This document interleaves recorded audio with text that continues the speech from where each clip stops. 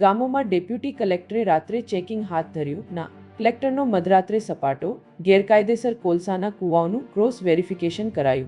ગામોમાં ડેપ્યુટી કલેક્ટરે રાત્રે ચેકિંગ હાથ ધર્યું. ના કલેક્ટરનો મધરાત્રે સપાટો, ગેરકાયદેસર કોલસાના કૂવાઓનું ક્રોસ વેરિફિકેશન કરાયું. સુરેન્દ્રનગર જિલ્લાના ચોટીલા સબ ડિવિઝન હેઠળ થાનગઢ, મૂળી અને ચોટીલા તાલુકામાં ગેરકાયદેસર પ્રવૃત્તિઓ પર નિયંત્રણ માટે વહીવટી તંત્રે કાર્યવાહી તેજ કરી છે.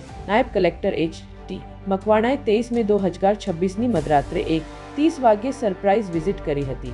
તેમણે મૂળીના રાણીપાટ અને ભેટ તેમજ થાનગઢના જામવાડી, વેલાળા, વીજળિયા અને ઊંડવી સહિતના છેવાડાના ગામોમાં અગાઉ બુરાણ કરાયેલા ગેરકાયદેસર કોલસાના કૂવાઓની સ્થળ તપાસ કરી. તમામ કૂવા હાલ બંધ હોવાનું ક્રોસ વેરિફિકેશનમાં ખાતરી થઈ. 3 તાલુકાની નાઇટ ડ્યુટી ટીમોનું પણ ઓચિંતું ચેકિંગ. ખનીજ ચોરી અને ગેરકાયદેસર વહનને ડામવા માટે ચોટીલા, થાનગઢ અને મૂળી તાલુકામાં રાત્રિના સમયે ખાસ round the clock night duty ટીમોની નિયુક્તિ કરવામાં આવેલી છે. નાયબ કલેક્ટરે નાઇટ પેટ્રોલિંગ ટીમો યોગ્ય રીતે ફરજ બજાવે છે કે કેમ તે અંગેનું પણ ઓચિંતું ચેકિંગ હાથ ધરીને ખાતરી કરી હતી. તંત્રની આ આકરી મધરાત્રિની કાર્યવાહીથી ગેરકાયદેસર પ્રવૃત્તિઓ આચરતા તત્વોમાં ભારે ફફડાટ વ્યાપી ગયો છે. દિવ્યરાજભાઈ ખચર, નીટ 24 ન્યૂઝ, સુરેન્દ્રનગર.